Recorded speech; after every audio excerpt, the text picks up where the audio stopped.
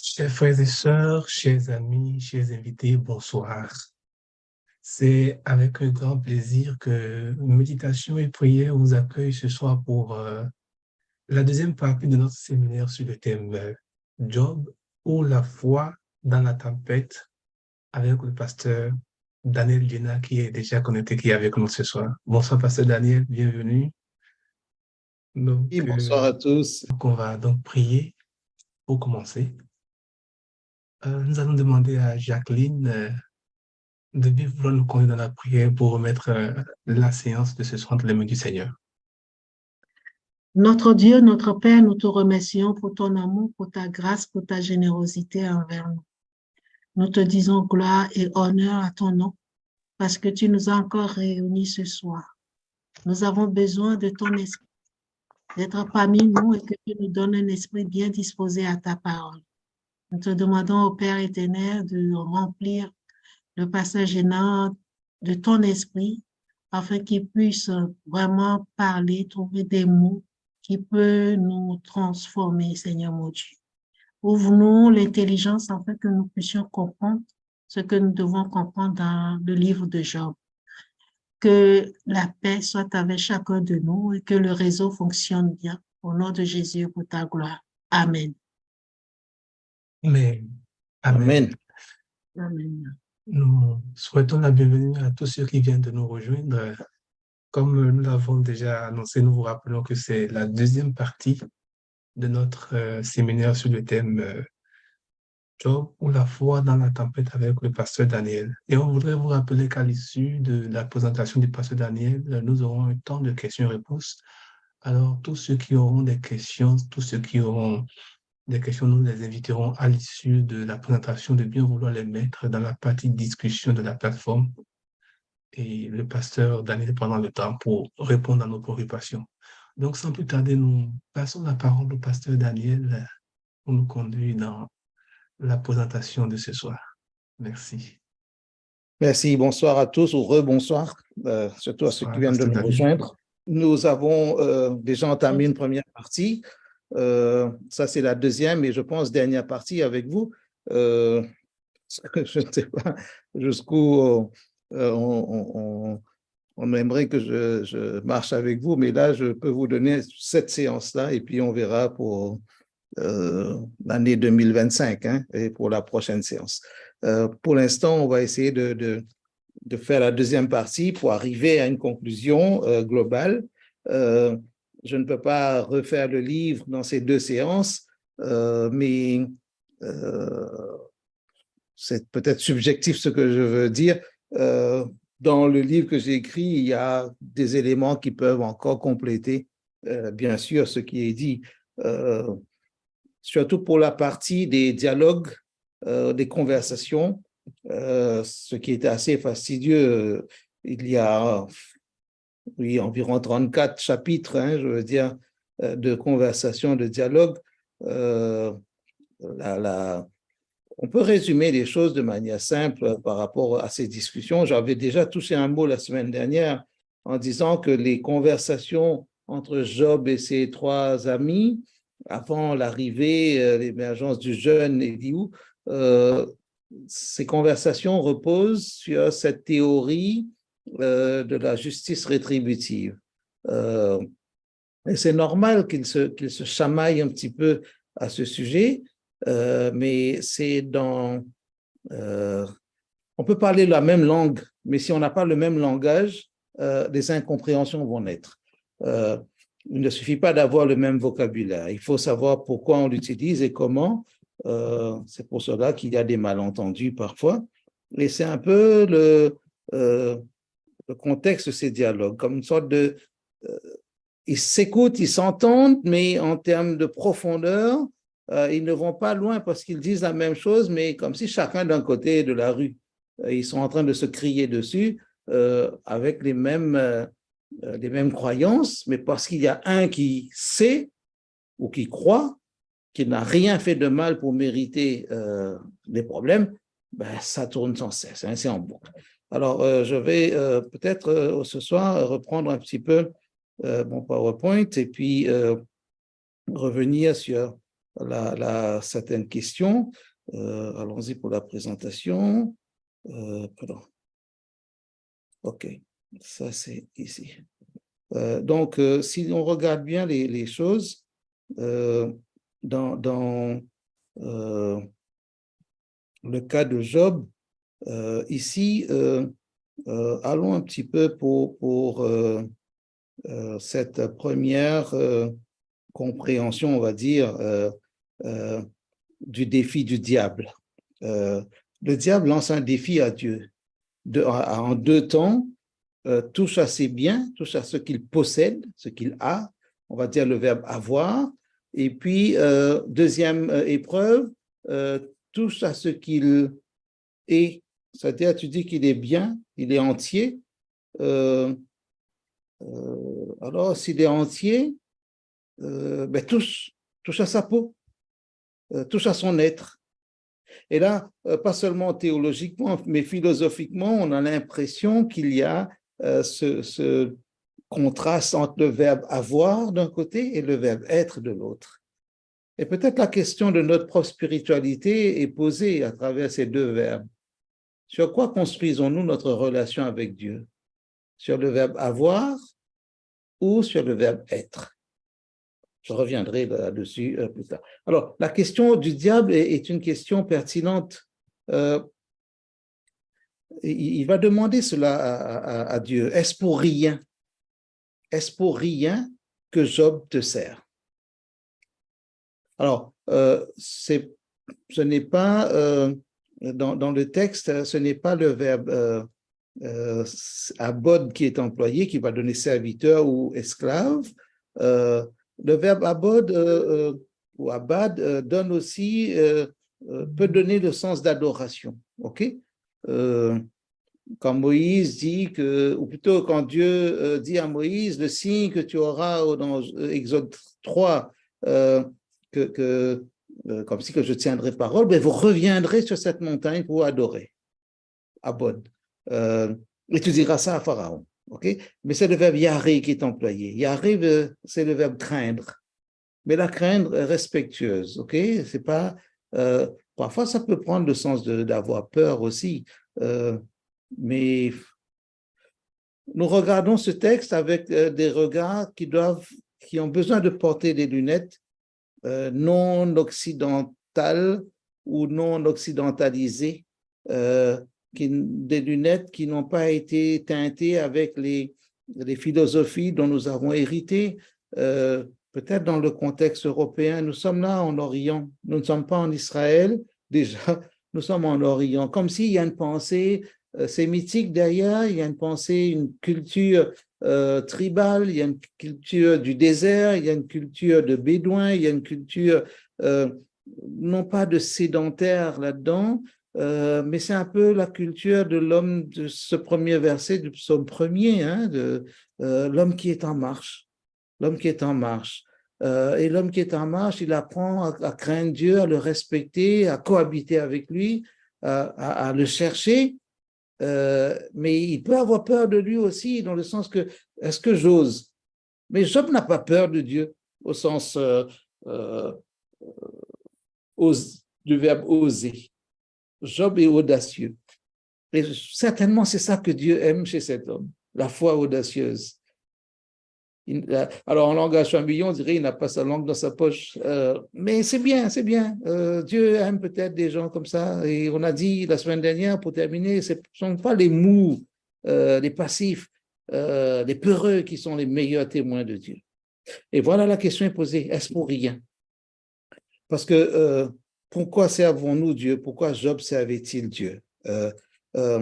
Alors, Satan pose le défi par rapport à ce côté matérialiste qui pourrait s'insérer, s'insinuer, s'incruster dans la religion. Nous sommes dans un contexte où le monothéisme va être entouré ou être confronté au polythéisme.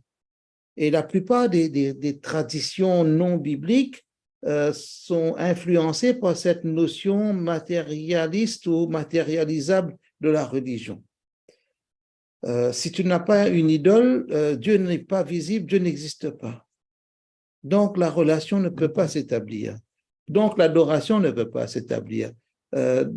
Donc, l'expression de la foi ne peut pas s'établir.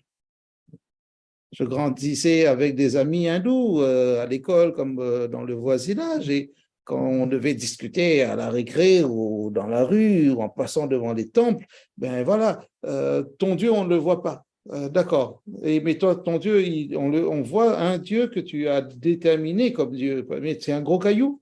Oui, mais nous, on a besoin de ça. Est-ce que tu ne peux pas avoir assez de force pour croire en un Dieu que tu ne vois pas? Est-ce que tu as besoin de dépendre de quelque chose qui est fabriqué? Oui, mais c'est comme ça qu'on a compris la chose. Il y a du vrai là-dedans. Ou plutôt, il y a une sorte de logique, la matérialisation de la religion. Mais seulement, le commandement va dire, nous ne sommes pas encore avec, Job n'est pas un juif, Job n'est pas dans le peuple d'Israël, Job ne fréquente pas une église adventiste, parce que j'imagine sur cette plateforme, la plupart d'entre vous, vous êtes dans le circuit de l'église adventiste. Job n'a pas lu le deuxième commandement. Mais seulement, il est dans ce contexte où on croit en Dieu. On a tout mis entre les mains de Dieu, où on croit qu'il y a un lien avec Dieu. Mais comment on matérialise ça? Job, l'expression concrète de sa foi, c'était les sacrifices. Comme Abraham, à chaque fois qu'il passait un endroit, il construisait un autel. Formidable. C'était autant de signes concrets de ses rencontres avec Dieu, de ses rencontres. Nous ne faisons plus cela. Mais est-ce que nous avons quand même des influences par rapport à cette idée d'obtenir quelque chose quand nous croyons en Dieu, ou à force de donner? Est-ce que parfois nous achetons, je reformule, est-ce que nous cherchons à acheter les bénédictions de Dieu par la longueur de nos prières ou par la multiplicité de nos prières? Jésus est clair là-dessus. Relisez le sermon sur la montagne. Ne faites pas comme les païens. Ils pensent qu'à force de paroles, ils vont être exaucés. Mais quand vous faites des prières de Magellan, quand vous faites des prières tour du monde, la route du Rhum, etc., peut-être. Je suis trop inexpérimenté pour poser des certitudes, mais je me pose des questions. J'ai dit, avec le peu de connaissances que j'ai découvert qu'il faut faire attention. Je pose la question, est-ce que parfois nous ne glissons pas vers une sorte de captation de l'attention de Dieu par l'intensité, la tonalité de nos prières? Est-ce pour rien que Job sert Dieu? Mais comment servons-nous Dieu? Ce livre n'est pas pour Job, il est mort, je ne sais pas où il a été enterré, mais ce livre est là pour les vivants en 2023. Et en ce 15 octobre, je me pose encore la question, est-ce que j'aurais fait de Dieu un Dieu qui doit m'écouter? Parce qu'à force de prier, il doit finir par céder. Ça, c'est un peu comme à force d'alimenter un feu, il faut que ça brûle, il faut que ça brûle. Est-ce pour rien? Peut-être, n'allez pas le lui répéter s'il vous plaît, peut-être Satan sait quel est le vrai ressort de la religion. Et c'est que c'est pour rien qu'on doit apprendre à servir Dieu. Mais il pose la question, testez. Dieu sait ce qu'il y a dans le cœur de Job. C'est pour ça qu'il peut se permettre de livrer Job entre les mains du diable. À cause de cette question. La question de l'ennemi est vraie. Elle est solide, elle est structurée, parce qu'elle vient aussi d'une analyse du comportement des croyants. Peut-être que parfois le diable sourit parce que les croyants donnent le témoignage de la matérialisation de leur adoration, je ne sais pas, de leur liturgie, de tout ce qu'ils mettent en place. Ce n'est pas méchant, ça ne part jamais d'une mauvaise intention, mais est-ce que tout le monde peut répondre à la question, est-ce pour rien que tu sers Dieu? Il faut être capable de dire oui pour rien. Ce n'est pas de la présomption que de dire je n'attends rien du Seigneur, même si je l'adore. Alors, il faut oser le dire. Mais qu'est-ce que nous attendons? Est-ce que quand nous ouvrons notre cœur pour prier le Seigneur, est-ce que nous ouvrons nos mains aussi pour recevoir des bénédictions? Nos sacs spirituellement parlant, nos valises, est-ce pour rien? Alors, peut-être c'est facile pour quelqu'un qui est aussi riche que Job de penser qu'il n'y a pas de perte. Mais plus on perd, peut-être plus on saura où est notre cœur. Job ne se lamente pas sur ce qu'il perd en termes d'objets, et Job ne va pas se lamenter lorsqu'il perd ses enfants en termes de liens, de cœur aussi. À chaque fois, il y a cette idée, en tout cela, Job ne pécha pas par ses lèvres. La première fois, chapitre 1er, verset 22, en tout cela, Job ne pécha pas et n'attribua à Dieu rien de choquant. Rien de choquant. De choquant, c'est le mot de malsain, ou de sale, comme si. D'avidissant. Voilà, c'est un peu ça le sens du terme hébreu. Job n'attribue rien d'avidissant, de dégradant au Seigneur. Comme si je prends un langage familier, comme si Job ne s'est pas permis de dire un gros mot au Seigneur lorsqu'il a eu tous ses malheurs. Mais il y a des croyants parfois qui se permettent de dire quelque chose.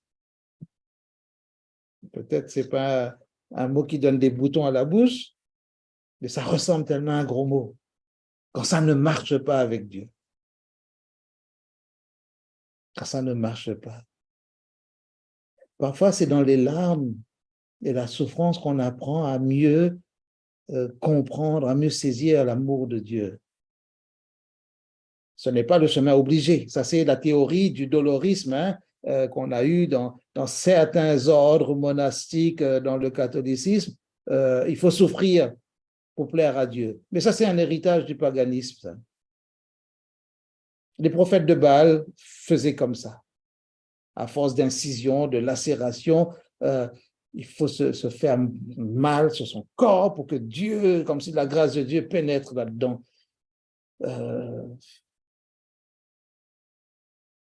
C'est une bêtise affligeante, mais on ne peut pas empêcher des gens parfois d'être bêtes aussi, parce qu'il y a quelqu'un qui arrive à les abêtir. Il faut quelque chose. Si tu ne fais pas, si tu ne donnes pas, si tu ne sacrifies pas physiquement sur toi-même, si tu ne payes pas, Dieu ne sera jamais content avec toi. Et on a enfermé des millions de personnes à travers les siècles dans des rites remplis de passion, de ferveur, d'énergie, peut-être même de moyens matériels, mais vides de spiritualité parce qu'il n'y avait personne en face. Personne en face. Alors ça, c'est notre... Donc le défi de la malédiction va venir. Job ne pécha pas. Il n'a pas dévié. Le péché dans ce sens-là correspond à la définition que vous connaissez, la séparation avec Dieu. Mais en tout cela, Job ne tourna pas le dos au Seigneur. On a parlé de Madame Job la semaine dernière, je ne vais pas revenir là-dessus, mais gardons ça à l'idée. Est-ce pour rien? Alors les maux et les malheurs vont venir par rapport, on a parlé de cette liberté que Dieu donne à Satan. Je ne reviens pas sur le détail, vous disiez le récit, c'est sur le plan littéraire, c'est bien construit comme un joli récit, même avec son côté tragique. Mais c'est d'un accès facile. C'est pas compliqué de comprendre ce récit. Et puis, il y a ce phénomène de justice rétributive qui je vous l'ai dit, est en filigrane dans toutes les conversations. Quand il y a un malheur, c'est qu'il y a un péché. S'il n'y a pas de malheur, il n'y a pas de péché. Ou s'il y a le bonheur, c'est qu'il n'y a pas de péché. Fidélité est égal bonheur, infidélité est égal malheur. Cela n'annihile pas tout ce qui est dit parfois dans la Bible par rapport à l'individu comme au collectif. Pour le collectif, vous lisez Deutéronome chapitre 30, de 28 à 30, vous voyez que Dieu dit voilà, deux chemins sont devant toi, la vie, la mort, le bien et le mal. Choisis la vie afin que tu vives. Si tu choisis le mal, tu mourras. Ou si tu n'obéis pas à mes commandements, je te disperserai parmi les nations. Donc, infidélité, malédiction. Mais là, nous sommes dans le cadre d'un contrat, d'une alliance avec une mission, parce que Dieu ne choisit pas ce peuple juste pour le bénir ou pour le maudire. Dieu choisit ce peuple de l'alliance, appelé Israël, pour être une nation de sacrificateurs. Exode chapitre 19, verset 5-6. Une nation sainte parmi les nations, parce qu'il dit toutes les nations de la terre m'appartiennent, et un royaume de sacrificateurs, comme si tout un peuple avec un sacerdoce universel, comme si tu feras l'office de prêtre des nations au milieu de toutes les nations, comme si je te place aux Nations Unies là pour que tu sanctifies toutes les nations de la terre pour moi. Et puis bon, nous connaissons l'histoire, et avec son côté tragique, dramatique, ce que nous vivons aussi ces jours-ci, c'est un autre sujet encore plus passionnant, tragique, mais je ne peux pas prendre ce temps que je vous donne là pour parler de ça. Donc la justice rétributive, c'est ça. Mais ça n'a pas varié parce que les gens en parlent encore dans notre siècle. Alors, maintenant, en face, nous avons un adversaire qui est déclaré impitoyable.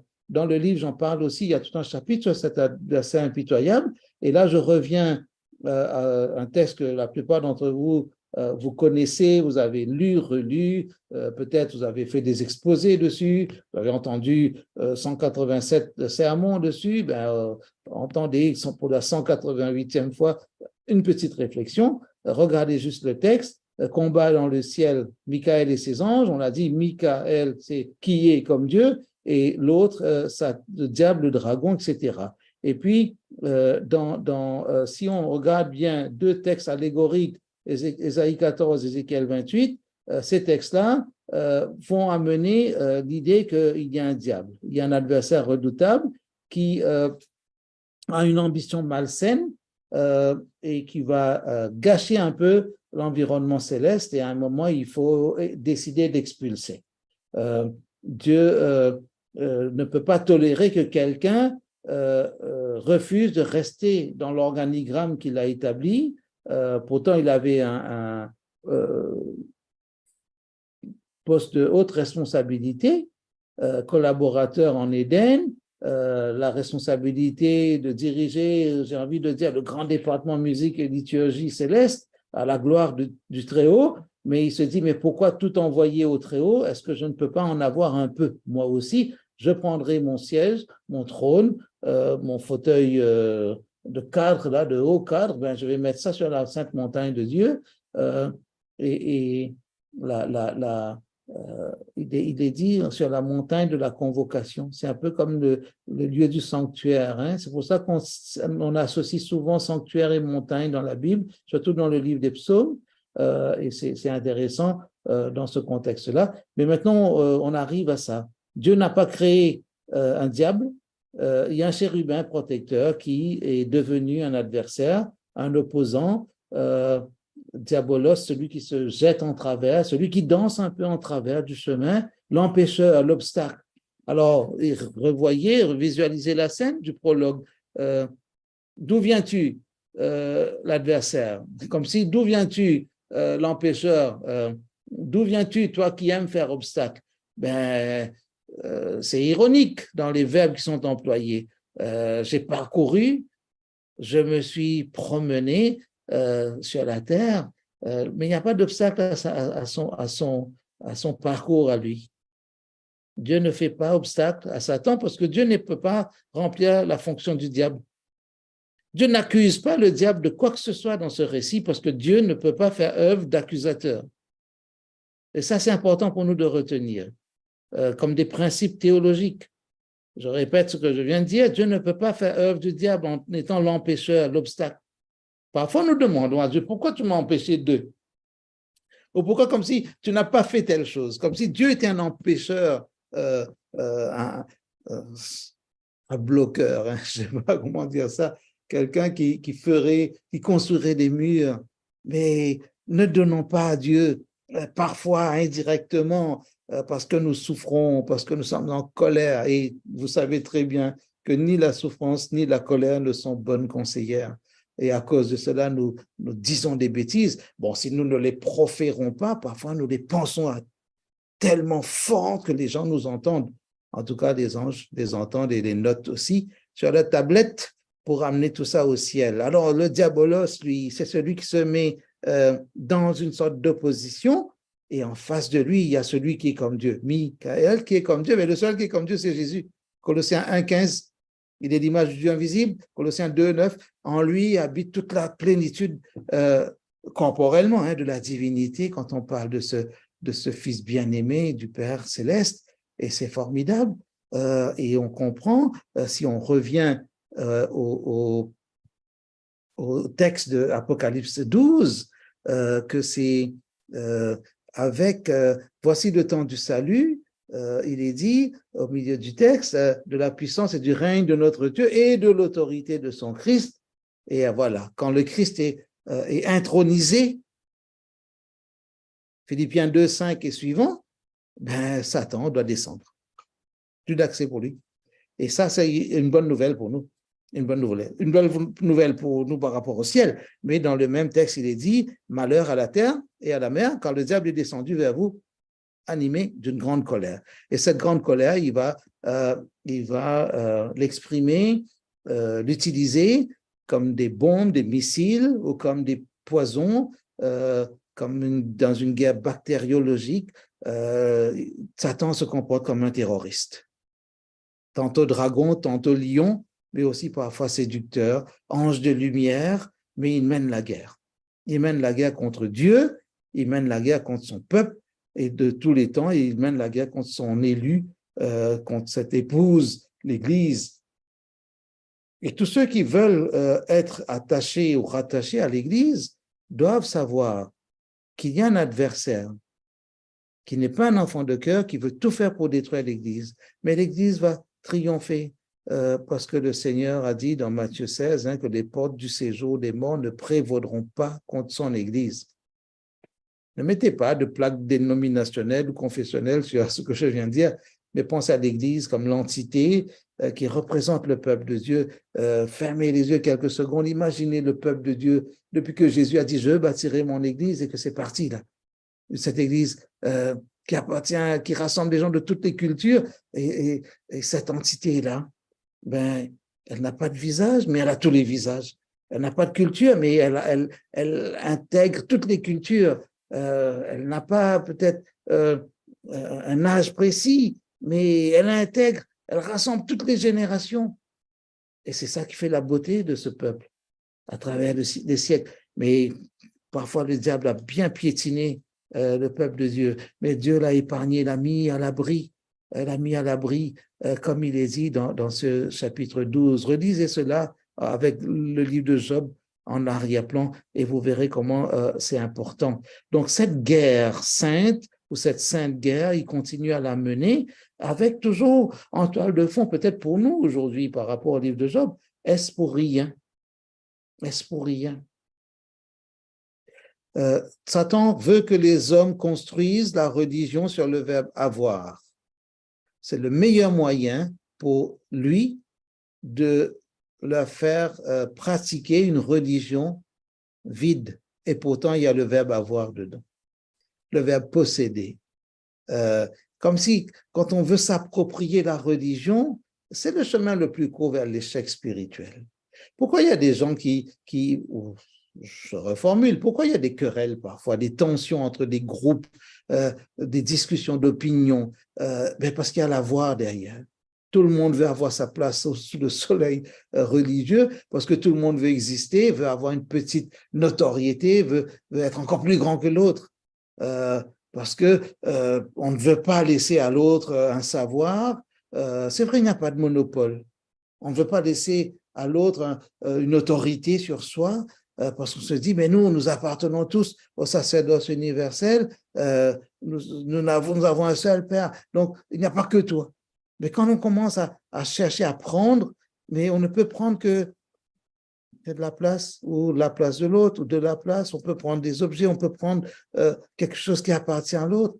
Il y a un commandement aussi contre cela, tu ne convoiteras pas. Mais Satan fait convoiter dans le milieu religieux parce qu'il veut, comme si, donner à beaucoup de croyants un logiciel qui ne fonctionne qu'avec le verbe avoir. Une matrice là, il n'y a que le verbe avoir derrière, dans l'algorithme. Et ça c'est le piège le plus profond, mais le plus subtil, qui paraît inoffensif. Avoir. Et quand on veut avoir seulement, vous comprenez qu'on ne voudra pas donner. Parce qu'il y a une dimension égotique derrière. On adore pour recevoir, pour être béni. Est-ce qu'on est prêt à adorer, même si Dieu me dit aujourd'hui, je ne te donnerai rien? Alors, ça peut paraître exagéré. J'anticipe une question là-dessus, mais on reviendra là-dessus tout à l'heure. Alors, j'avance parce que je n'ai qu'une heure pour cette partie-là. J'espère que je ne suis pas trop perdu dans le temps, là. Le timing, ça va. OK. Alors, si je regarde bien les choses, nous arrivons maintenant à cette question. Est-ce que Dieu laisse faire les choses pour notre bien, ou est-ce que Dieu laisse faire les choses pour mieux juger le diable, c'est-à-dire pour son bien à lui? Alors, nous aimons bien citer quand il y a des malheurs. Romains 8, verset 28. Toute chose concourt au bien de ceux qui aiment Dieu. Beaucoup de chrétiens citent cela quand leurs proches, leurs voisins, leurs camarades d'église ont un malheur. Ah, tu sais, peut-être le Seigneur veut ça pour toi. Mais soyons prudents avec ce verset. Ne sortons pas cela comme un Doliprane, les paracétamol, les génériques, comme si ça fait du bien à notre bouche peut-être de le dire, mais est-ce que ça fait du bien à l'autre?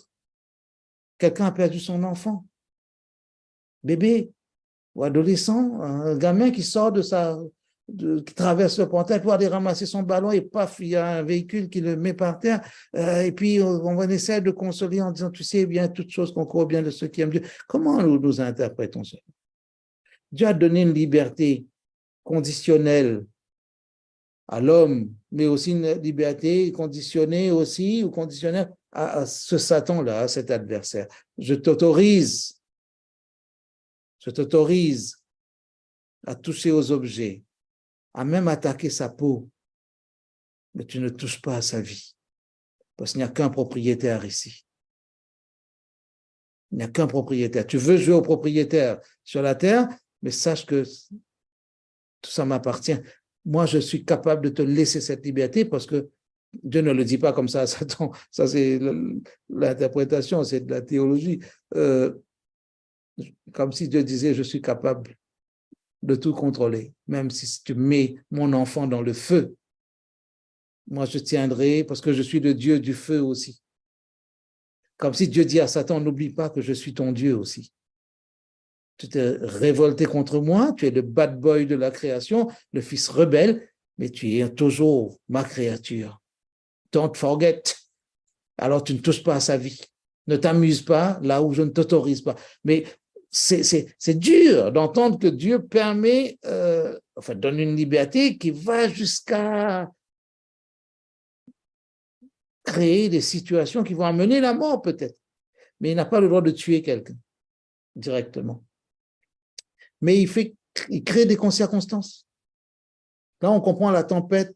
S'il y avait un tsunami là-dedans, peut-être il y a des choses. Moi, je ne sais pas le dire comme ça. C'est le diable qui fait des cyclones, des ouragans. Mon ami de Strasbourg est allé en Guadeloupe il y a 2 semaines. À peine avant même de débarquer, ils devaient attendre un peu parce qu'il y avait un cyclone une tempête qui allait se déclarer. Encore un peu, ils auraient dû atterrir en Martinique et attendre. Mais finalement, Dieu merci, l'ouragan est passé et puis ils ont pu atterrir. Alors, si je dis Job, je me dis, est-ce que c'est le diable qui a envoyé ça? Et contre qui? Et pour qui? Je ne veux pas entrer avec des déclarations dogmatiques là-dedans. Mais dans le récit de Job, je comprends que tout ce qui vient là comme désordre, comme si le texte est en train de dire, Dieu laisse la liberté au Satan de faire du désordre sur cette planète. Je reviens à Genèse 3, j'en avais parlé la semaine dernière. À cause de toi, le sol sera maudit. Il y aura des problèmes qui viendront presque du sol, presque de la surface de la terre, mais il y a d'autres qui viendront en lisant Éphésiens 6, verset 10 et suivant, parce qu'il y a un diable qui fait ça. Mais attention à la manière dont nous interprétons Romains 8, verset 28. Je continue. L'amour et la foi. Croire, c'est aimer, mais est-ce que notre foi peut aller jusqu'à transcender les problèmes pour dire j'aime ce Dieu. J'aime ce Dieu. Je vais vous avouer une chose. J'ai encore mieux appris à aimer Dieu dans les épreuves, dans les défis. Parce que peut-être quand en temps de paix, on pense que tout est acquis. Alors, est-ce que parfois je me dis, est-ce que j'avais besoin de plus d'épreuves que d'autres pour aimer encore plus? Mais je me dis, non, ça, si je raisonne comme ça, je vais poser encore ma logique comptable. Combien? Combien d'heures, combien d'années, combien de temps d'épreuves, combien d'événements et quelle intensité? Je voudrais mettre comme des appareils qui mesurent. Non, je veux dire, est-ce que ma foi est prête à subir les épreuves sans douter de l'amour de Dieu pour moi? C'est un peu ça la question. Alors, la grande question qui vient parfois, Dieu fait-il souffrir? Dieu ne fait pas souffrir Job directement. Dieu n'est pas la cause première, la cause initiale de nos malheurs. Je le dis aussi pour le péché. Dieu n'est pas la cause première ni initiale du péché. Alors, beaucoup de chrétiens disent, oui, mais qui a créé le jardin d'Éden? Oui, si on dit ça, d'accord, mais qui a planté cet arbre de la connaissance du bien et du mal? Oui, mais qui a attiré l'attention de l'homme sur l'arbre de la connaissance du bien et du mal? Si Dieu n'en avait pas parlé, peut-être l'homme aurait mangé sans savoir. Comme Paul qui dit, parfois, peut-être que vous avez mangé de la viande sacrifiée aux idoles sans le savoir, et si vous ne saviez pas, ben, vous n'êtes pas coupable. Mais là, non. Et là, il y a une logique dans la question. Si Dieu n'avait pas planté cet arbre, et si Dieu n'avait pas donné une loi, ben, peut-être qu'il n'y aurait pas eu de péché. Donc, en remontant la chaîne des commandements, on dit, ben, c'est Dieu qui est à l'origine du péché. Mais il y a des gens qui raisonnent comme ça. Mais à force de raisonner de cette manière-là, on finit par déraisonner. On déraisonne. Et tout ce qui est logique n'est pas porteur de vérité. Dieu ne fait pas souffrir. Jacques nous dit que Dieu, ne dites pas si quelque chose arrive, c'est Dieu qui me fait de la peine, Dieu m'éprouve, Dieu me tente. Dieu n'est jamais tenté par lui-même. Qui peut tenter Dieu? Jésus a dit, tu ne tenteras pas le Seigneur ton Dieu. Dieu ne tente personne. Relisez Jacques 2, versets 12 à 15. Dieu ne tente personne. Dieu peut être, alors philosophiquement, on va dire, Dieu peut être la cause permissive, c'est-à-dire la cause tolérante de quelque chose de négatif, c'est-à-dire il tolère la possibilité du mal.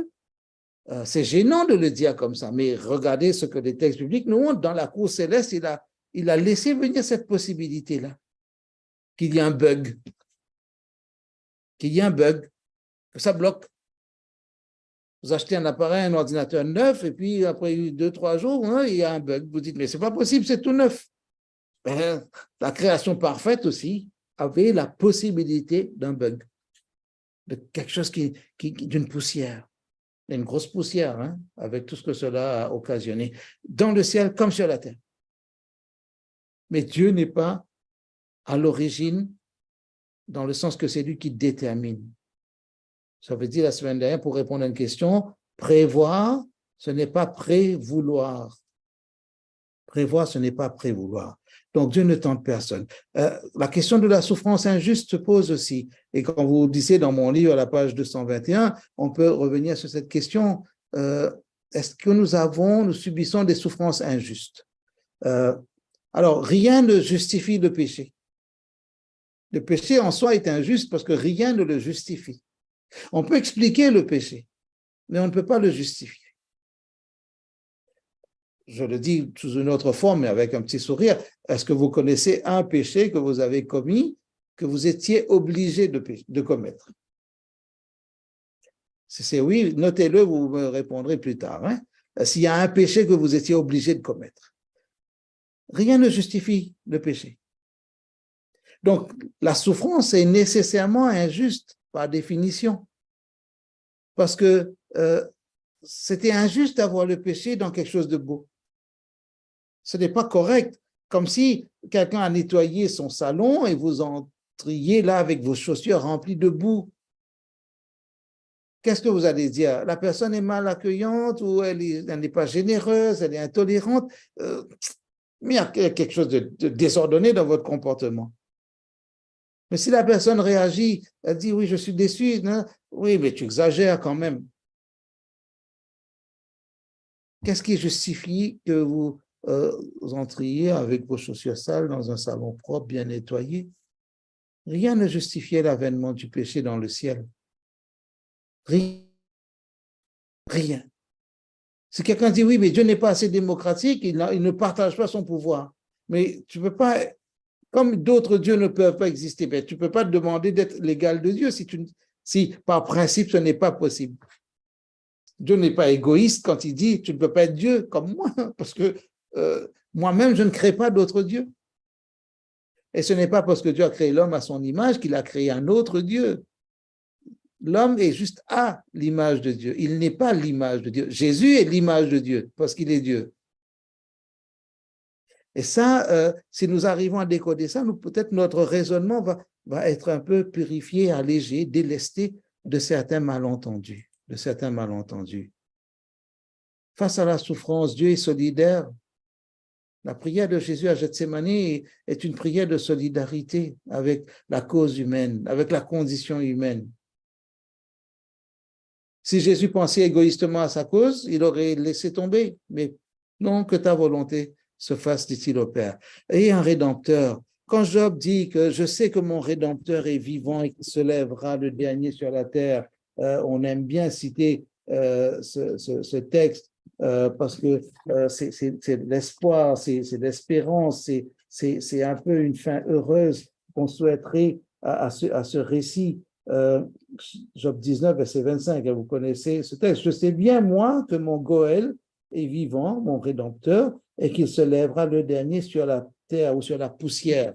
Alors, il y a comme cela une belle image là-dedans, une belle figure qui se met en place, et d'où cette notion d'un thème christique, messianique, dans ce livre poétique. L'idée de se lever le dernier sur la terre. Jésus ne va pas se lever le dernier sur la terre, il va venir du haut du ciel, peut-être il va faire se lever des hommes et des femmes de la poussière de la terre où la mort les aurait envoyés. Alors ça, c'est important pour nous de le comprendre. Qu'est-ce qui pourrait nous gêner aujourd'hui par rapport à ça? Dieu n'empêche pas les gens de tomber malades, de souffrir, de mourir. C'est toujours délicat. C'est atroce de voir quelqu'un mourir. Les souvenirs, les images sont là. Mais quelle est notre relation à ces choses-là? La pire des étapes, c'est la mort, bien sûr. Et Paul va dire aux croyants de Thessalonique, il le dit à tous les croyants de la terre, 1 Thessaloniciens 4, à partir du verset 16 et suivant, il dit ne vivez pas comme ceux qui n'ont pas d'espérance. Et quand Jésus vient, il prend sur lui la souffrance injuste qu'a causé la chose la plus injustifiable qu'on appelle le péché. Rien ne justifiait le péché. Et là vient cette fameuse question que tout le monde aime bien poser, si Dieu est bon, pourquoi le mal? Ou pourquoi la souffrance? Alors, j'ai mis en couleurs différentes l'adjectif bon et le terme, le nom mal. Pourquoi? Parce que regardez bien la manière dont nous formulons cette question. En somme, elle n'est pas logique. Pourquoi voulons-nous demander à quelqu'un qui est bon de s'expliquer sur ce qui est mauvais?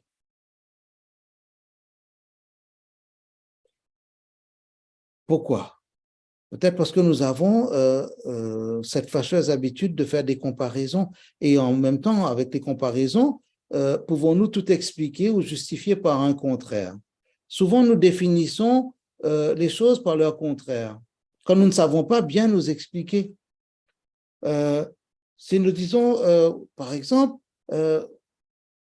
c'est quoi avoir chaud? Il y a des personnes qui vont vous dire tout de suite, c'est ne pas avoir froid. Ah bon? C'est quoi la chaleur? Ben, c'est le contraire du froid. quand quelque chose est mouillé, ben c'est le contraire de ce qui est sec. Mais on n'arrive pas. Il n'y a que pour un escalier en colimaçon, on va dire, voilà, quand vous posez à une personne la question, c'est quoi une spirale ou c'est quoi un escalier en colimaçon? 2 personnes sur 3 ou presque 3 sur 3 vont vous dire, ben, c'est un escalier qui fait comme ça. J'ai envie de dire une explication directe. Et ou bien parfois nous faisons des définitions ou nous expliquons des choses par des comparaisons. C'est comme, mais Dieu aussi c'est comme. Il n'y a jamais une vraie description personnelle, totale, complète, exhaustive de Dieu. Quand il y a que ce soit Isaïe, que ce soit Jean dans chapitre 4, 5, ben, il y a quelqu'un qui ressemble, qui est comme, etc. Mais nous avons besoin, nous, peut-être de trouver un responsable dans cette histoire du mal.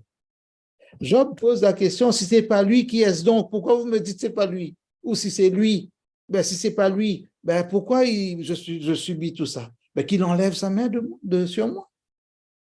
Qu'il me lâche un peu. Qu'il me laisse tranquille. Moi, je n'ai rien fait de mal. Il ne peut pas me punir comme ça. Qu'il me prouve. Et vous arrêtez excusez-moi l'expression, arrêtez de m'embêter comme ça en disant que j'ai dû commettre un gros péché. Avoue ton crime et le Seigneur écoutera ta confession. Mais pourquoi je vais avouer ce que je n'ai pas commis? C'est vous qui êtes en train de m'accuser. Ensemble, les amis de Job, pendant ces 35 chapitres, là, ils vont se comporter comme des accusateurs. Hey, d'un côté, la femme prend le relais du discours du diable. Ben, dans leur malentendu, les 3 amis de Job vont prendre un relais d'accusation. C'est pour ça qu'à la fin, Dieu va leur dire, vous avez mal parlé de moi. Comme si vous me faisiez jouer le rôle du diable. En faisant je vous ai dit la semaine dernière, j'ai commencé d'ailleurs à réviser un peu mon livre, c'est-à-dire à l'amplifier par rapport à ces questions, les échanges que nous avons eus. Mais retenez cette histoire-là. Si Dieu est bon, pourquoi le mal? C'est peut-être la moins bonne manière de poser cette question-là. Je ne peux pas demander à Dieu qui fait tout bien. Quand je regarde la création, chaque jour, et Dieu vit que cela a été bon. Il n'y a pas un grain de sable là-dedans. Il n'y a pas une poussière. Et c'est à lui que je vais demander de s'expliquer sur le mal. Il ne fait rien de mauvais, lui. Il ne fait pas le mal. Je pense que parfois, il me fait mal. Parfois, je lui dis, mais pourquoi tu me fais ça? Ou plutôt, pourquoi tu n'as pas empêché telle chose? Après, dans ma prière, ma tête là, se remplit de ça. Ben, regarde Job. Et parfois, comme si le Seigneur m'a dit à moi, Daniel Génard, arrête de m'embêter avec tes questions, parce que je te connais, je sais que tu es capable d'arrêter de te poser ce genre de questions. Et j'ai appris à mes enfants à dire, ben, la meilleure réponse qu'on donnera face au problème, c'est de rester attaché au Seigneur. Et j'ai appris ça de Job. J'ai appris ça de Job. Mais j'apprends à ne pas justifier quelque chose par son contraire. Quand je ne sais pas, je dois faire ça. Mettre un doigt sur mes lèvres et ne rien dire. Je ne peux pas demander à quelqu'un qui est bon de s'expliquer sur ce qui est mauvais. Je peux demander à quelqu'un qui est mauvais de s'expliquer sur ce qui est mauvais. L'histoire, comme si les mains libres, Dieu dit, écoutez, je ne vais pas vous dire, vous définir des choses, mais regardez juste. Allez, je vais croiser les bras. Je vous dis, regardez le prologue. À qui vous devez demander ce qui est mauvais? À moi ou à l'autre? Mais Dieu n'accuse personne. Dieu ne dira jamais à Job, tu me parles là comme ça. Tu sais que c'est le Satan qui a fait ça. Observez que Job ne parle jamais du Satan. Les amis de Job ne parlent jamais du Satan. Dieu ne parle pas du Satan à Job ni à ses amis. Personne n'en parle. Parce que, comme si le livre veut dire, il devient le personnage le plus insignifiant de ce récit. Parce qu'en somme, c'est le bien de Dieu qui va triompher du mal. Et à la fin des temps, quand mon Rédempteur se lèvera, le dernier sur la terre, comme si on oublie même que quelqu'un a fait le mal. Parce que le bien sera tellement bon et beau que les choses anciennes auront disparu. Et l'Apocalypse doit nous dire, vous connaissez ces textes, hein, il n'y aura plus ni deuil, ni cri, ni souffrance, ni larmes, ni mort, parce que toutes ces choses auront disparu. Pourquoi? Parce que celui qui est comme Dieu va se lever. Et le dragon aussi sera jeté dans les temps de feu et de soufre. Il sait que cela l'attend. Il ne peut rien y changer. Il ne peut pas fuir, parce qu'il y a un endroit qui n'appartiendrait pas à Dieu dans la création, où il pourrait aller s'exiler. Il ne peut même pas se suicider, parce que son avenir ne lui appartient pas, appartient au Seigneur. Il ne peut pas disparaître, s'effacer de l'écran. Il peut couper son téléphone, hein, éteindre, prétexter une panne de batterie, de réseau, mais il ne peut pas disparaître, parce que le Seigneur, le Tout-Puissant, a toujours les yeux sur lui, et ça, il le sait. Mais comme il a eu une liberté, il va agacer, taquiner, embêter, pourrir la vie aux croyants avec ce qui est mauvais. Et avec le mauvais, il injecte des idées ou des manières de raisonner chez les chrétiens. Oui, je le dis chez les chrétiens aussi, aujourd'hui, pour qu'ils raisonnent mal. Et quand ils raisonnent mal, ils vont finir par tourner ce mauvais raisonnement vers Dieu. Et parfois, vous entendez dans nos églises, peut-être, dans nos chapelles, des raisonnements. Mais on n'a pas besoin d'aller à l'école pour ne pas raisonner comme ça. Je me souviendrai toujours de ma mère qui était analphabète, hein, je veux dire, je crois que je l'ai déjà dit, mais parfois elle écoutait les discussions, et puis une fois, je l'ai entendu dire à un frère qui était ancien d'église, il dit, mais frère, pourquoi tu dis ça? Est-ce que la Bible dit ça? Elle n'a jamais lu la Bible, mais d'après ce qu'elle a compris, dans son bon sens spirituel, mais ça ne tenait pas la route. Et quand elle m'a posé la question, est-ce qu'on peut dire telle chose, mon garçon? J'ai dit, non, ça, c'est pas biblique. Mais pourquoi il a dit ça, lui? En plus, eh bien, voilà, parce on mélange des raisonnements, on prend un petit bout par-ci, on fait du bricolage, des demi-vérités qui vont ressembler à la vérité, et on fait une mauvaise œuvre parce qu'on fait un mauvais raisonnement, et avec ça, on remplit l'espace. Mais comme ça paraît logique, ça devient attirant. Mais tout ce qui brille n'est pas or. Et puis on va demander des comptes à Dieu. Ne demandons pas à celui qui est le bon Dieu de s'expliquer sur les mauvais côtés de notre histoire, de notre condition humaine. Il l'a déjà dit. Le jour où tu en mangeras, alors dans l'hébreu, de mort, tu mourras. Comme si la mort sera une chose certaine. On va dire, le processus de la mort sera enclenché, tu vas appuyer sur un mauvais bouton. Et à cause de toi, le sol sera maudit. Mais regarde, les relations aussi seront porteuses comme si de malédiction.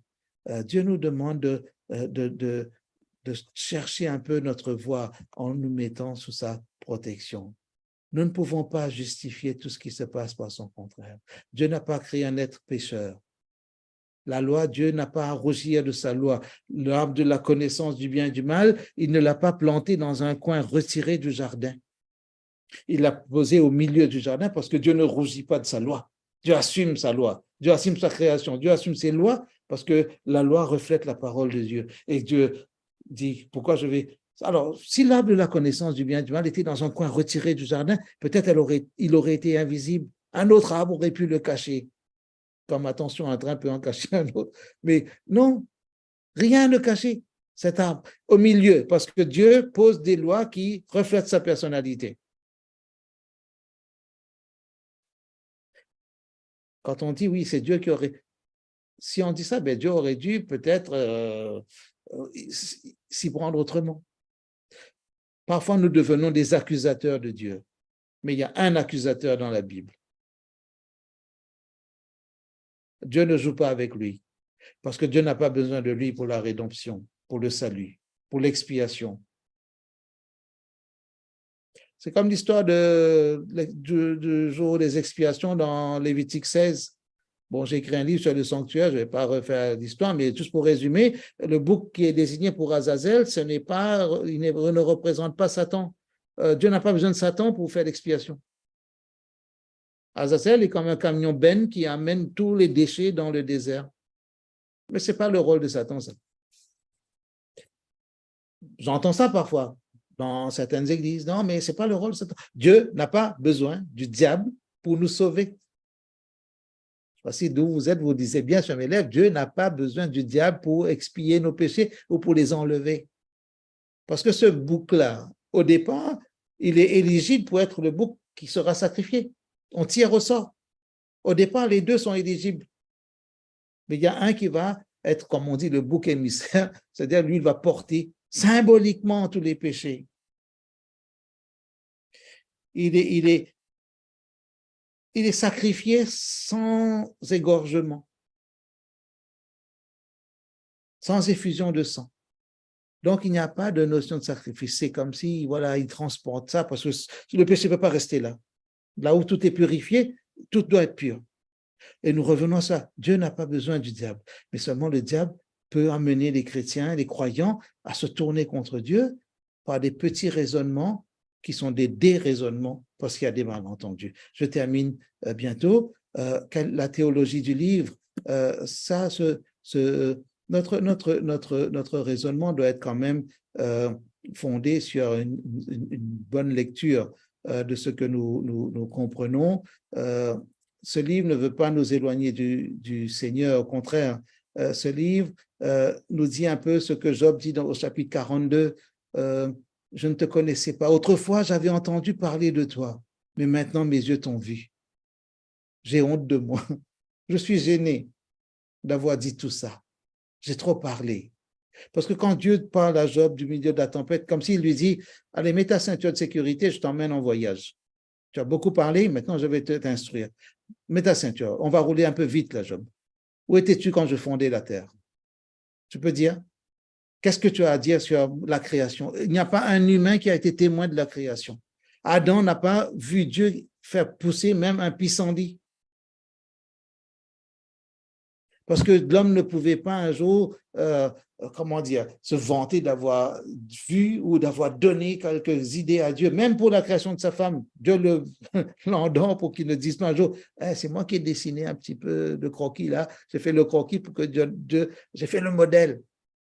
Tu ne peux pas dire j'ai apporté ma petite contribution à la création. Zéro.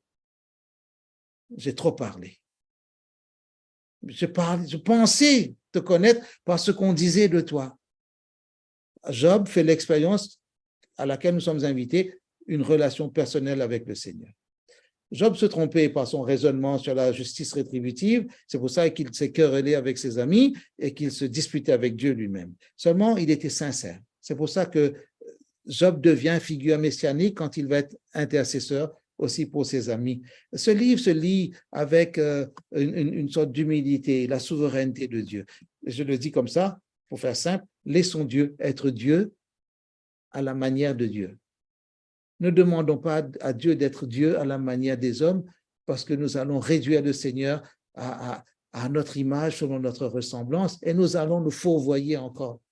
Si nous croyons, nous concevons Dieu un peu comme un humain, nous allons adorer un faux Dieu. Enfin, je veux dire, un Dieu qui n'existe pas. Et nous allons adorer dans le vide. Et comment voulez-vous qu'il y ait des exaucements si nous adorons quelqu'un qui n'est pas en face de nous là? Laissons Dieu être Dieu, le Seigneur de nos vies. Nous pouvons protester, nous pouvons poser des questions. Dieu n'est pas contre la discussion, le débat contradictoire. C'est pour ça qu'il accepte que notre foi passe par des tempêtes, par des ouragans, des tsunamis même. Plusieurs d'entre nous pourraient raconter dans leur parcours ce qui leur est arrivé, qui a été un challenge, qui peut-être qui aurait, pour certains, ils ont tout abandonné parce qu'ils disent, bien non, Dieu n'a pas suivi, m'a pas protégé, m'a pas exaucé, etc. Mais quand le Saint-Esprit a pris votre cœur, que vous lui avez donné et que vous acceptez de laisser Dieu être Dieu, ben vous pourrez être comme ce Job-là. Ok, je te le laisse. Vas-y, attaque-le. Je connais son cœur. Attaque-le. Je sais qu'il ne lâchera pas. Attaque-le. Même si un lit de douleur, il va dire que Dieu est Dieu. Même s'il perd son travail, il va dire que Dieu est Dieu. Même s'il perd un enfant et un parent, même s'il fait un accident, il sort de là un petit peu handicapé, mais il va continuer à dire que Dieu est Dieu. Et il y a des millions de personnes sur cette planète qui savent dire ça, parce qu'ils ont une relation personnelle avec Dieu. Le mot foi est devenu le mot amour dans leur vie, dans leur relation avec Dieu. Alors, je m'arrête ici parce que je préfère prendre des questions. Mais voilà, je pense qu'il y a là matière à réflexion pour nous, pour que dans la théologie de ce livre, nous comprenions que, comme je l'ai dit la semaine dernière, écoutons Dieu nous parler. Arrêtons de dire tout ce que nous croyons savoir sur Dieu, parce que nous pourrions courir le risque de nous tromper à cause de raisonnements partiels. Et peut-être parfois, nous prenons certaines choses par le mauvais bout, et à cause de cela, nous posons de faux problèmes. Et avec nos faux problèmes, nous demandons à Dieu soit de nous donner une vraie réponse, ou nous demandons à certains experts, ben voilà, donne-nous une vraie réponse, une réponse biblique. Mais si le problème est faux au départ, comment vous voulez donner une vraie réponse à un faux problème? Et il y a des chrétiens qui s'amusent à poser tous les matins, allez, peut-être pas tous les matins, mais tous les 4 matins, de faux problèmes. Et à cause de cela, il y a d'autres qui se laissent piéger. Et cela est source de découragement, de frustration, de déception, de tristesse. Et à cause de cela, beaucoup parfois perdent la foi ou leur amour se refroidit comme Jésus a prédit. Mais Dieu a besoin d'hommes et de femmes solides qui, même s'ils sont en train de marcher en boitant, ils disent non, l'Éternel est bon. Jacob a boité, mais il a dit, je ne te laisserai pas aller avant que tu ne m'aies béni. Quand David a mordu la poussière, ben, il se lève en disant, oh Dieu, tu es mon Dieu. Je te cherche, mon âme a soif de toi, mon corps soupire après toi, dans une terre aride, desséchée, sans eau. Psaume 63, un des plus beaux, témoignages de la capacité à chercher, à courir après ce Dieu, même si on a le visage ensanglanté, même si on a la gorge sèche, parce que ce Dieu-là, il est fidèle. Il est fidèle. Et moi, j'ai envie de redécouvrir ce Dieu tous les jours. Parfois, je pense qu'il m'est, ou je suis étonné, mais il m'apprend à ne pas être étonné d'être surpris par lui. Je ne devrais pas être surpris d'être surpris par Dieu, parce que Dieu est Dieu. Sa manière d'agir n'est pas la mienne. Vos voix ne sont pas mes voix, dit-il, Ésaïe 55, hein? Et vos pensées, mes pensées. Voilà, frère Virgile, je suspends ici et j'ouvre un peu maintenant au dialogue. Merci de m'avoir supporté jusque-là. Merci infiniment, Pasteur Daniel, pour cette présentation très enrichissante qui vient encore mûrir notre réflexion sur le livre de Job. Donc, nous sommes au temps des questions. Dans la partie discussion de la plateforme, on a déjà enregistré quelques questions. La première question est de savoir, Job a dit, ce que je crains, c'est ce qui m'arrive. Ce que je redoute, c'est ce qui m'atteint. Est-ce qu'on peut comprendre cette déclaration dans le sens de la justice rétributive? Oui, on peut prendre cela parce que, comme j'ai dit, si on suit bien le raisonnement de Job au départ, pourquoi il dit « maudit soit le jour où je suis né » ? Parce que tout allait bien jusqu'ici. Seulement après ces 7 jours de silence, avant, regardez, 7 jours de silence, de recueillement, et la première chose qu'il dit, ben, il y a une date que j'ai envie d'effacer sur le calendrier, c'est ma date de naissance. Pourquoi? Quelqu'un pourrait se dire, mais pourquoi ça c'est une sorte de lance, de pique là contre le Créateur, celui qui est l'auteur de la vie. Mais voilà, moi je ne voudrais pas que quelque chose comme ça m'arrive. C'est pour cela que tous les jours je faisais des sacrifices préventifs, même pour mes enfants, au cas où ils auraient péché. Job est un homme intègre et pur et droit. Donc il marchait dans la droiture. Ça veut dire comme si, alors, je le dis, hein, quand on l'écoute, sinon Dieu n'aurait pas donné son CV à Satan. Job n'avait pas de prétention. Il ne dit pas, voyez, je suis pire, je suis the best, hein, je ne fais quand même pas de péché. C'est pas ça qu'il disait. Ben, il faisait tout pour être correct, clean. Mais en faisant tellement attention, il dit, mais comme si toutes ces précautions que j'ai prises, ben, ça m'arrive quand même. Et j'ai tout fait pas pour lutter contre ça, mais pour empêcher ça. Et voilà, et voilà. Et c'est pour cela qu'il se révolte un peu contre Dieu.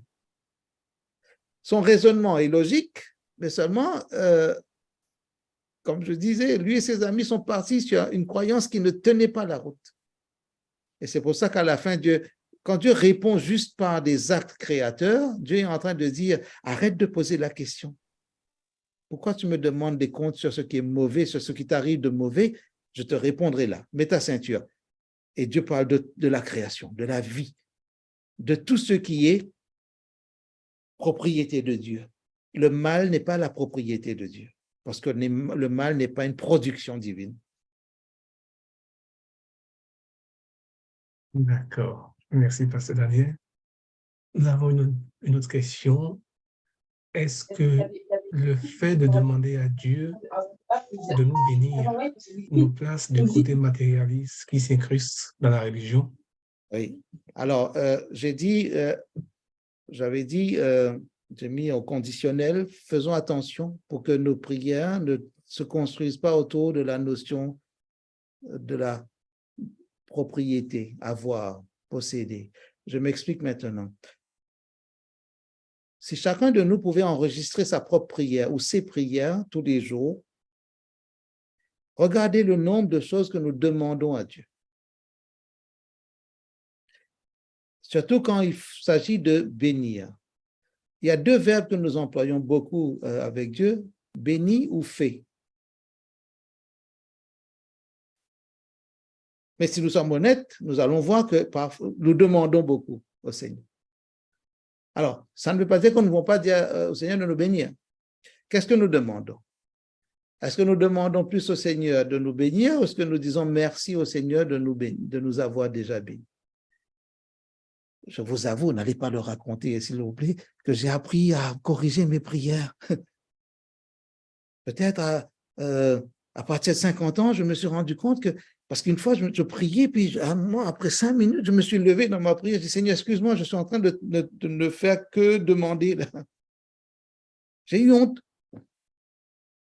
Je suis allé respirer un bon coup, je suis revenu, je dis, bon, je dois apprendre à reformuler.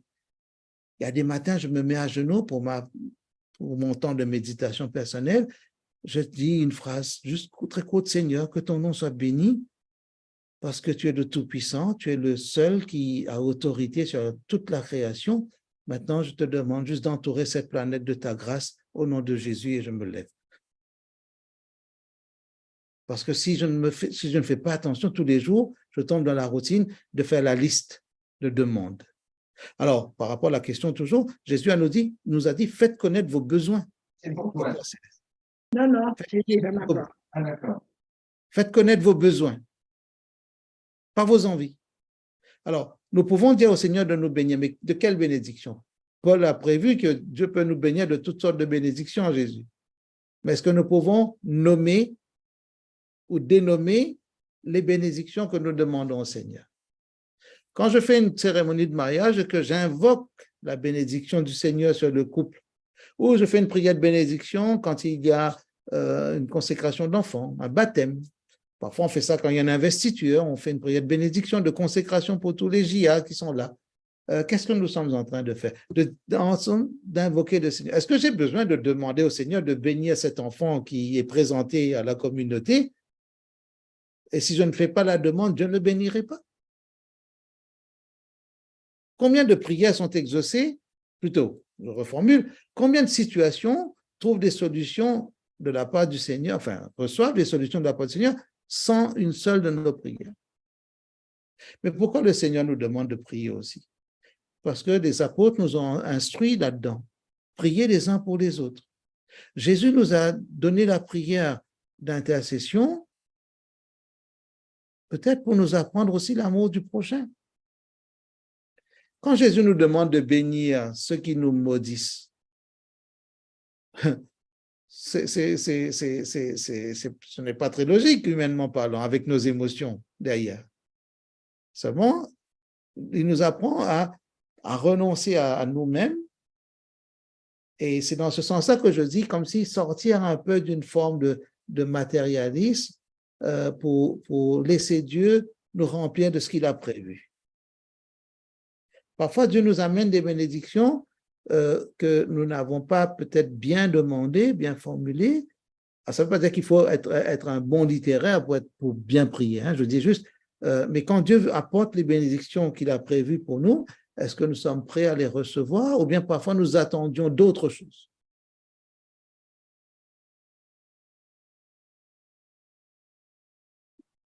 Je ne veux pas qu'on se méprenne sur cette notion de demande à Dieu, quand nous demandons au Seigneur de nous bénir.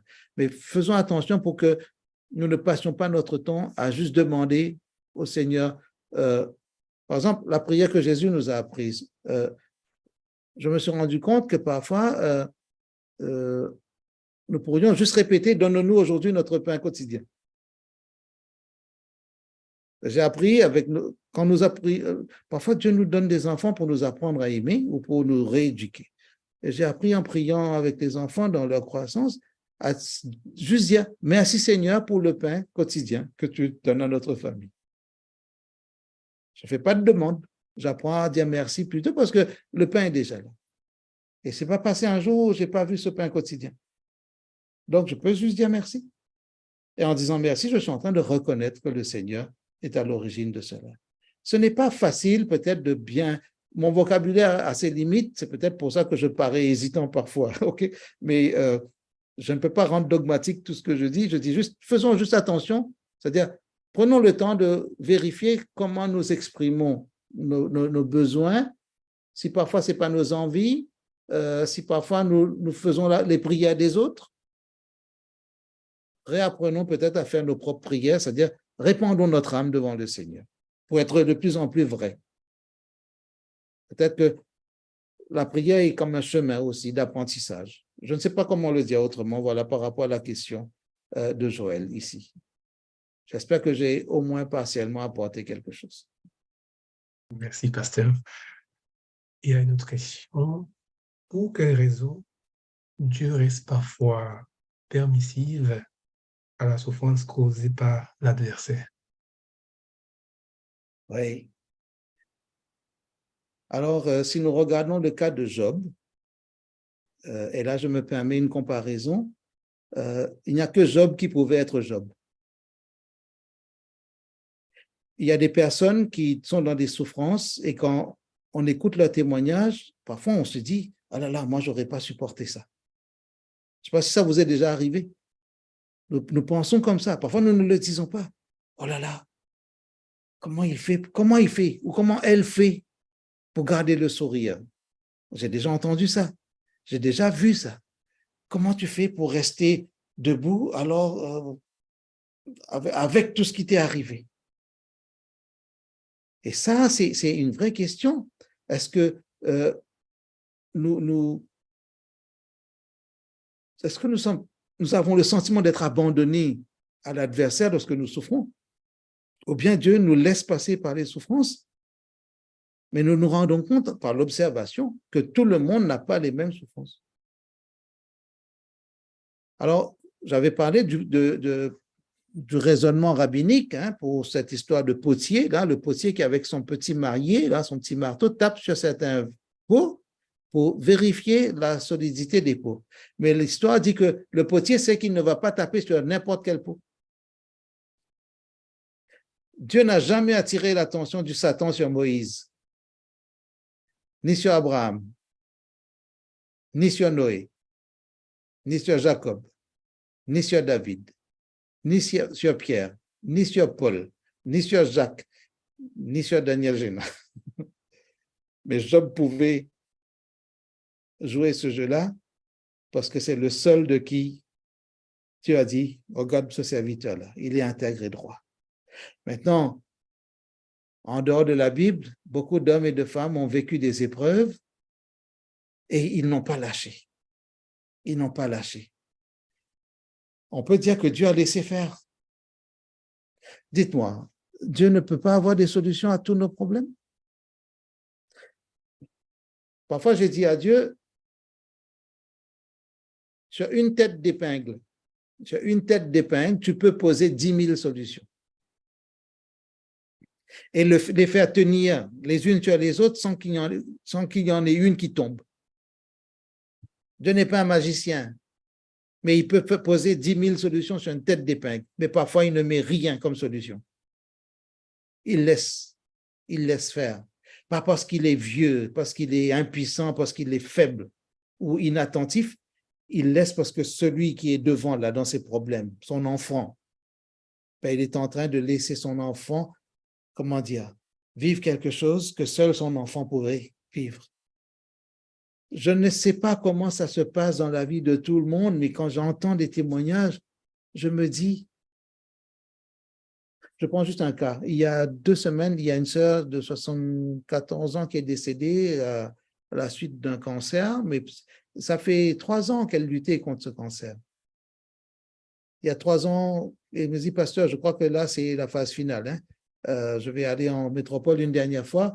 Je ne sais pas si je vais rester là-bas, mais le médecin ici m'a dit des choses, mais je veux avoir un deuxième avis. Mais à Lyon, il y a un professeur, là, OK? Elle est revenue, elle a fait sa chimio et tout, mais elle tenait encore. 2 ans après, elle me dit, je suis étonné que je sois encore là. Parce que la première fois que je t'en ai parlé, pasteur, je t'avais dit, dans 6 mois, j'allais peut-être mourir, tu devrais faire mon enterrement. Et puis un jour, on est sorti d'une semaine de prière, on a parlé de la différence entre membres et disciples. Et en sortant sur les marches de l'église, elle vient me voir et dit, pasteur, tu sais que j'ai honte. Je dis, ah bon, pourquoi? Elle dit, parce que je me suis rendu compte que toutes ces années, je n'étais qu'un membre d'église, pas un disciple, pas un ou une disciple de Jésus. Je dis, ah bon?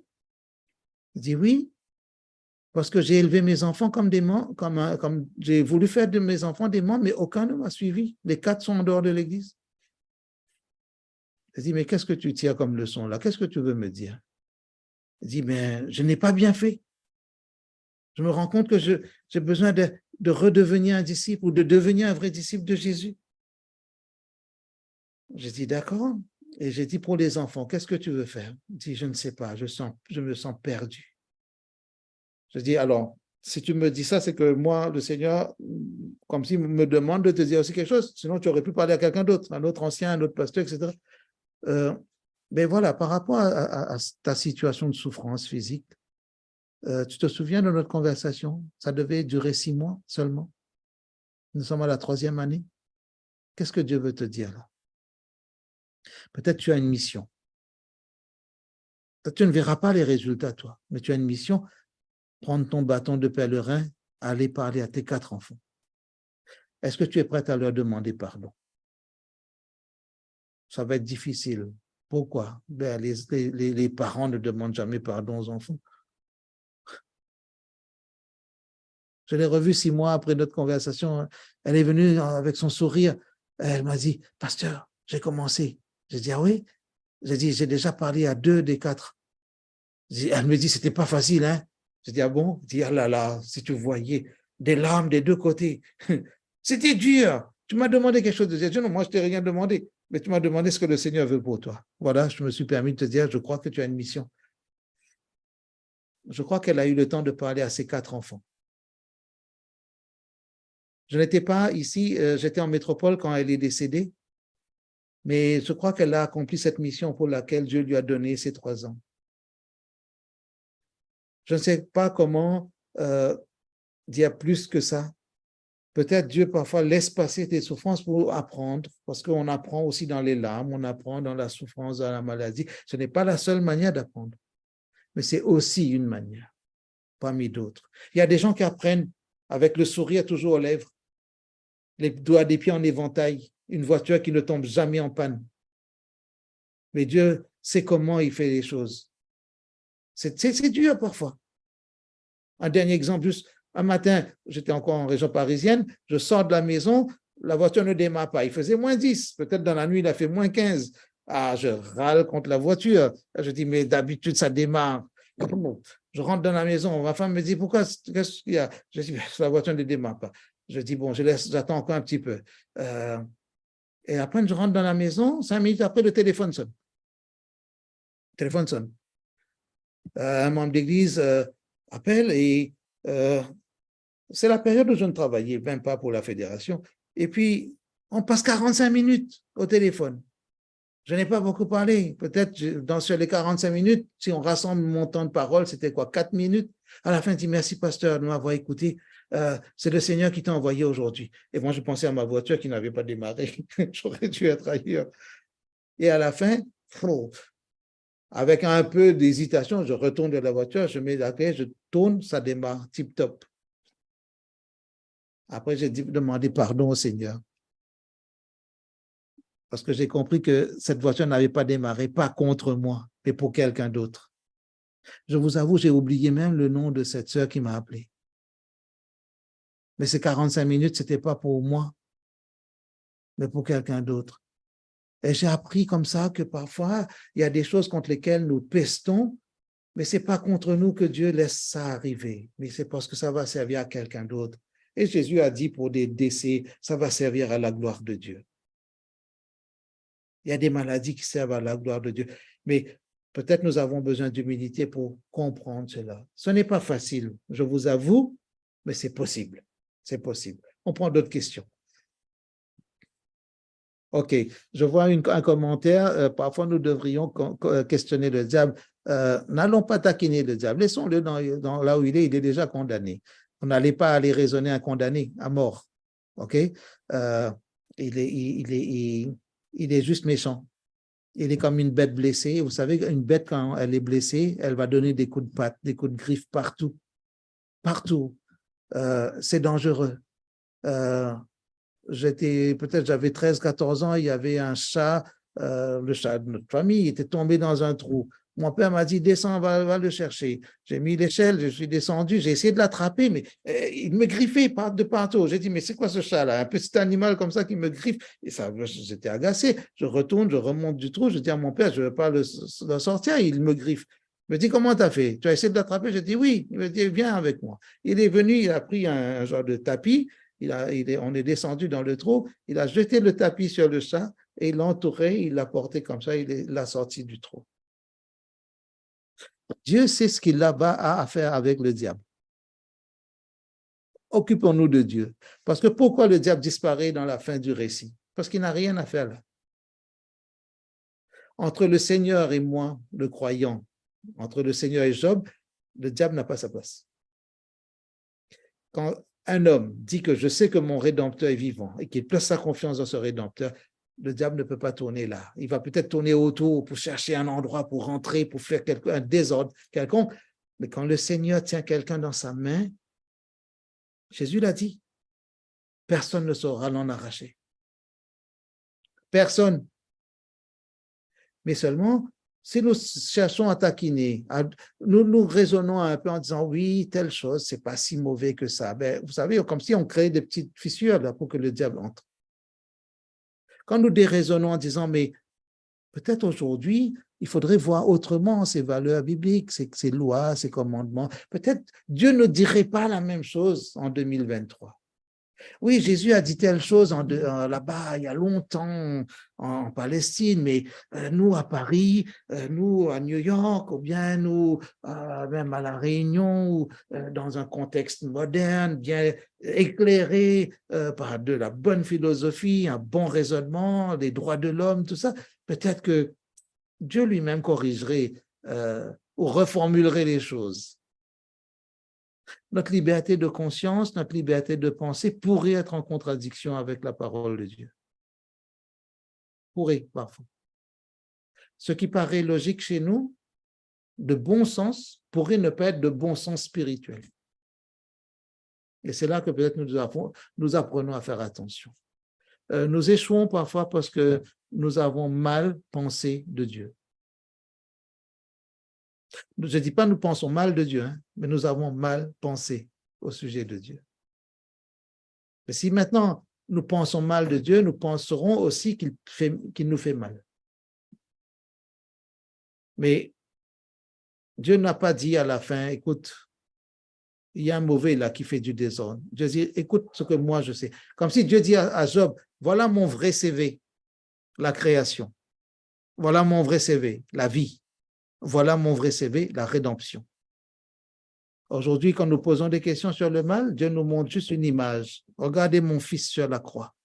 C'est la seule réponse que je peux vous donner face à la souffrance. face au péché que rien ne justifie et les conséquences du péché que rien ne justifie. Regardez mon fils, j'ai tout mis en lui. Je ne peux pas faire plus que ça. Et je ne peux pas vous donner plus pour vous sortir de ce marasme. Cette condition humaine, je l'assume parce que c'est moi qui ai créé l'homme à mon image. Il a gâché quelque chose, mais je ne suis pas pris au dépourvu. Dieu n'est pas désemparé par le péché. Dieu n'est pas pris de court. Dieu n'est pas perdu, déboussolé à cause du péché. Parce que bien avant la fondation du monde, quelqu'un avait dit, je prendrai ça en main. Laissons Dieu corriger les conséquences du mal, mais surtout, laissons Dieu nous glorifier encore plus Jésus dans notre vie, celui qui n'a pas connu le péché, celui qui n'a rien à voir avec le péché, il l'a fait devenir péché pour que nous obtenions justice. Je bénis le Seigneur parce que son amour est plus grand que le mal et je sais, selon la révélation, que c'est l'amour du Seigneur qui va triompher. Quand Dieu aura le dernier mot, ben, il nous redonnera la parole pour l'acclamer et que toute gloire lui revienne dans cela. Amen. Amen. Voilà. Mes amis, je suis content d'avoir passé ces quelques heures avec vous. Je suis désolé de ne pas vous donner plus parce que je suis, même si je suis à 10 000 km de Paris, mais mon agenda est un peu lourd pour ces semaines. Après les 15 jours de conférence, je vais me déplacer pour les comités d'union, tout ça. Donc, peut-être l'année prochaine, on verra. Mais en tout cas, pour cette année, merci de m'avoir accordé quand même cette possibilité d'échanger avec vous. Voilà, Dieu ne nous force pas de croire en lui. Job aurait pu perdre la foi avec une épreuve pareille, mais quand le cœur est pur, on peut aller loin. Jésus nous dit, si quelqu'un veut me suivre, qu'il se charge de sa croix. Alors, Jésus n'invente pas des croix pour nous. Jésus nous dit que comme si nous avions déjà une croix. Mais quel est le poids de notre croix? Et j'ai découvert que le poids de notre croix est le même, enfin, pèse autant que notre amour pour Dieu.